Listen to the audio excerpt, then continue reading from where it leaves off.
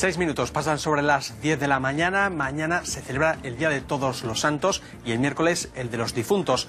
En Ahora Extremadura queríamos acercarnos a estos dos días desde otro punto de vista, el de los aspectos legales relacionados con un fallecimiento. Nos acompaña ya María del Mar Mendoza, que es abogada de Legalitas. ¿Qué tal? Buenos días. Buenos días. Bueno, ¿qué trámites legales hay que hacer ante un fallecimiento?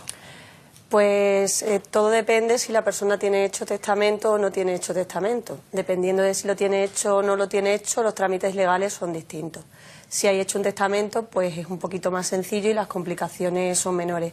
Y si no hay hecho testamento, hay que hacer lo que se llama una declaración de herederos in status, que dependiendo de quiénes sean los herederos, pues puede hacerse en la notaría o tiene que hacerse de manera judicial. En principio, lo primero que hay que hacer es pedir un certificado de función y a los 15 días del fallecimiento pedir lo que se llaman las últimas voluntades, que ahí es donde viene si esa persona ha hecho testamento o no, para ver cuál es el siguiente paso a seguir. ¿Y si se ha hecho testamento? ¿Cómo se Una vez que está hecho el testamento, con esas últimas voluntades sabemos cuál es el último testamento que ha hecho esa persona, porque a lo largo de su vida puede haber hecho varios testamentos y el que vale es el último, el de la última fecha. Tenemos ese testamento y lo primero que necesitamos es una copia autorizada de ese testamento. Que hay gente que lo que tiene que es una copia simple, que es algo similar a una fotocopia normal, pero se necesita una copia autorizada. Y una vez que tienes esa copia autorizada, lo que haces es la escritura de aceptación y partición de la herencia ante un notario. En este caso luego también hay que liquidar varios impuestos, en caso de las herencias. El impuesto principal que hay que liquidar en el caso de las herencias es el impuesto de sucesiones y donaciones. El plazo para liquidarlo es de 6 meses desde el fallecimiento. Y antiguamente la gente no hacía la liquidación pues porque la Junta de Extremadura no investigaba y pensaban que como no tenían un patrimonio que no había que hacerlo. Actualmente esto no es así.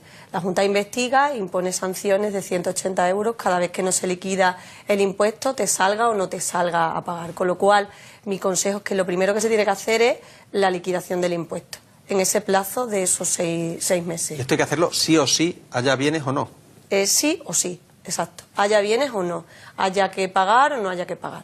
Actualmente el impuesto de sucesiones tiene unas bonificaciones en la cuota que le sale a pagar a muy poquita gente. Hablamos de grandes patrimonios. Es una reforma que se hizo en el año 2015, en febrero del 2015. Esa reforma está en vigor, pero está previsto que se retire. O sea, que tiene una duración, esa reforma, muy pequeña. Es más, en este mes de octubre se pensaba que ya esas bonificaciones que había en la cuota iban a desaparecer. No sé si tiene que ver algo con el tema de que no haya habido un gobierno definitivo hasta ahora, que eso se haya quedado un poco ahí en stand-by. Pero actualmente hay unas bonificaciones que dependen del patrimonio que uno tenga ya como preexistente y lo que tú heredes, pues tienes unas bonificaciones en la cuota del 99, 95 y 90%. Es decir, de lo que te saliera a pagar, pues pagarías un 99% menos, un 95% menos o un 90% menos. Otra cuestión relevante, el tema de los seguros de vida. ¿Cómo se puede cobrar uno de estos seguros? A ver, los seguros de vida, junto con el certificado de últimas voluntades, se tiene que pedir un certificado de seguros de vida. La solicitud se hace en el mismo sitio. Hay que pagar una tasa, aproximadamente son como unos 3,50 €, 3,70 € por cada certificado que pides, el de última voluntad y el de seguros de vida. En el de las últimas voluntades, como he dicho, aparecen los testamentos.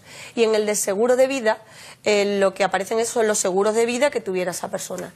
¿Cuáles son o cuál es el requisito que te piden los seguros de vida para poder cobrarlo? La liquidación del impuesto de sucesiones y donaciones. Sin esa liquidación del impuesto de sucesiones y donaciones no cobras el seguro de vida. Con lo cual, el primer paso, como he dicho, debe ser liquidar el impuesto, porque también es imprescindible para repartir el saldo de las cuentas. El banco no te da el saldo de la cuenta del fallecido si tú no has liquidado previamente ese impuesto. Otro motivo más para liquidarlo. Más preguntas, Guadalupe. Buenos días. Yo quería preguntarle por la reciente prohibición de la Iglesia de esparcir las cenizas de los difuntos e incluso conservarlas en casa. No sé si esto desde el punto de vista legal está recogido de alguna manera y si puede afectar al sector, porque hay servicios funerarios que lo que ofrecen es incrustar esas cenizas en diamantes, en un retrato o en algo así. Desde el punto de vista legal, que yo sepa, no está previsto de ninguna manera, a menos que sea algo que vaya contra la seguridad y la higiene. el esparcir cenizas o el esparcir restos biológicos en determinados sitios que no son aconsejables. Pero desde el punto de vista legal no hay ninguna previsión. Yo creo que eso es más una directriz de la Iglesia Católica que una previsión legal. Yo entiendo que cada uno puede hacer lo que él quiera. Yo soy católica y yo esa directriz no la seguiría porque no hay ninguna ley que me impida hacerlo de alguna manera distinta a esa, con lo cual yo entiendo que las empresas que se dedican a ello deben estar tranquilas porque no hay ninguna ley que lo impida. Mientras ellos cumplan con sus normas de seguridad e higiene, no debe haber ningún problema. Otra cosa es la directriz de la Iglesia Católica, que como ya digo, cada uno la podrá seguir o no la podrá seguir. No, yo te quería preguntar si hay muchos conflictos. ¿Hay algún registro de conflictos por la herencia, por la no hay muchos conflictos? Registro de conflictos por herencias no hay, pero sí existen conflictos. Es uno de los temas a vosotros os llegan muchos. Sí, de hecho yo es una de las cosas a las que más me dedico, al tema de la tramitación de las herencias y de todo lo que conlleva lo que es el fallecimiento de una persona. Mucha gente no sabe lo del tema de la liquidación del impuesto.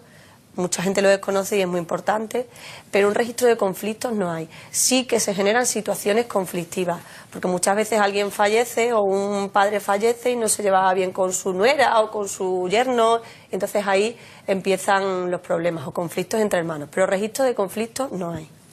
Sí, una de las cuestiones que también más se ha hablado es que en España hay diferentes legislaciones según las comunidades para las cuestiones de qué impuestos se pagan por la herencia, y aquí Extremadura era una de las que más alto lo tenía y eso llevaba a gente a quejas, a quien tenía un cierto patrimonio, decir, bueno, ya mi padre ha pagado por este patrimonio, ahora me hacen pagar muchísimo más. ¿Debería haber una armonización y que en toda España se pagase lo mismo? ¿O eso es imposible? Ya, tal como está. Vamos a ver, mi opinión es que todo debería estar armonizado, porque todo esto que cada uno tenga sus propias decisiones en materia de determinadas cosas, lo que genera al final son múltiples gastos, en general a la ciudadanía. Pero es imposible porque actualmente son impuestos cedidos a las comunidades autónomas por legislación y entonces eso va a ser imposible que revierta otra vez al Estado. ¿Que lo deseable es que todo fuera igualitario? Sí, por ejemplo en el caso de Extremadura partimos de una legislación en materia de impuestos y sucesiones y donaciones que se pagaba mucho, había una serie de reducciones por familia, luego hubo otra reducción que aminoró mucho lo que es el pago final y finalmente ahora tenemos una legislación que es bastante, podríamos decir, que bonifica mucho. O sea, es difícil con la regulación que ahora mismo hay que se pague. Estamos hablando que pagarían gente de importante patrimonio. ¿A partir de qué patrimonio se paga? A ver, actualmente lo que hay es que si tú tienes un patrimonio preexistente inferior a 600.000 euros, tienes derecho a estas bonificaciones de la cuota que yo menciono. Si tu patrimonio es superior a 600.000 euros, no tienes derecho a estas bonificaciones. Si lo que vas a heredar supera aproximadamente, que lo tengo ya aquí anotado, los 600.000 euros, si tú lo que heredas, tu parte, tu cuota hereditaria, porque puede haber varias cuotas hereditarias. El señor que fallece puede tener un patrimonio de 1 millón de euros, pero tú lo que heredas son 600.000. Pues tienes derecho a una bonificación en la cuota del 90%.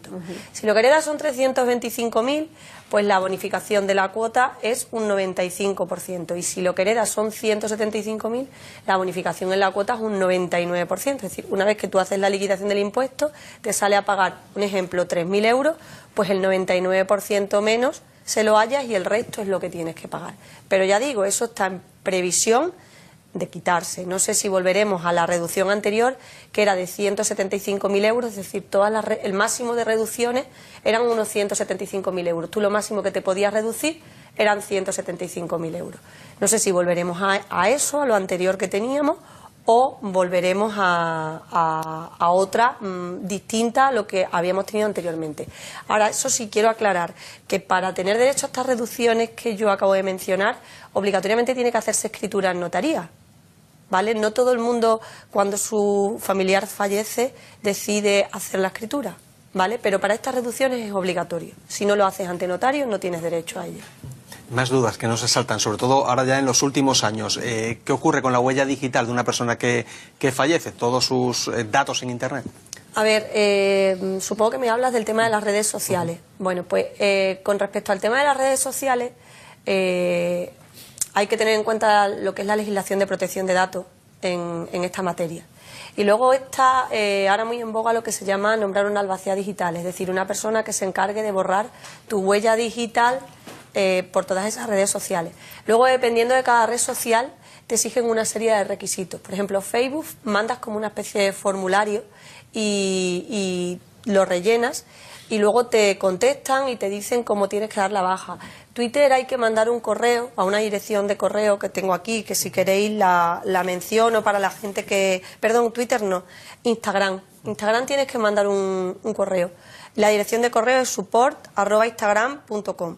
Una vez que tú mandas ese correo, el servicio se pone en contacto contigo y te dice cuáles son los pasos a seguir para borrar esa huella digital. Twitter en su web tiene dos procedimientos distintos. Te metes en la web de Twitter y dices ha fallecido un familiar y te señala dos procedimientos. Y Gmail y YouTube tienen una función en la misma página. Tienen una función específica para dar de baja esos fallecimientos. ¿Hasta qué punto se borre toda tu huella digital? Pues no lo sé, porque date cuenta que en Facebook compartes, lo ven los amigos de otros y queda en el muro de la otra persona, con lo cual borras lo que es tu perfil de Facebook, pero las cosas que hayas hecho con anterioridad y hayan quedado en el muro de otra persona no desaparecen. Y otra cuestión, estamos hablando mucho de la importancia de tener un testamento, pero ¿hasta qué punto en el testamento se puede dejar todo atado y bien atado? ¿Hasta qué punto no se puede llegar luego después del fallecimiento y desatarlo? Vamos a ver, la persona que mejor te puede aconsejar para hacer un testamento es el propio notario. Nosotros cuando viene alguien, o por ejemplo viene alguien a mi despacho y me dice quiero hacer testamento, pues me dice más o menos lo que quiere, pero yo después tengo que consultar con el notario, porque muchas veces la gente quiere hacer cosas que no se pueden hacer. Es decir, no se puede desheredar a un hijo así por así, hay unas causas específicas de desheredación y entonces es muy complicado porque ese hijo luego en un futuro puede impugnar el testamento y decir que esa causa de desheredación no era real.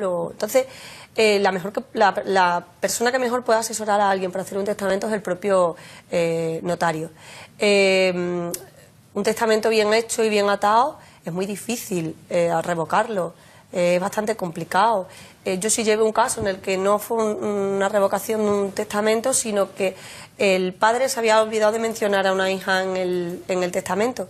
Y entonces sí que ese testamento es lo que se llama preterición, una preterición intencional, y sí que conseguimos que la hija terminara incluida en el testamento. Pero yo recomiendo a todo el mundo que hable con el notario a la hora de realizar testamento y decirle yo quiero esto, ¿se puede hacer o no se puede hacer?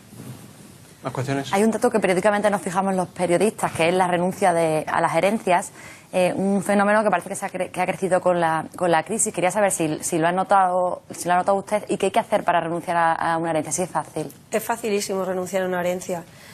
Con tu DNI vas al notario, le explicas que tu familiar ha fallecido, te va a pedir a lo mejor un certificado de defunción y unas últimas voluntades que son imprescindibles, y es una especie de escritura muy pequeñita en la que manifiestas que renuncias a la herencia y ya está, no hay más. O sea, es un documento muy sencillo.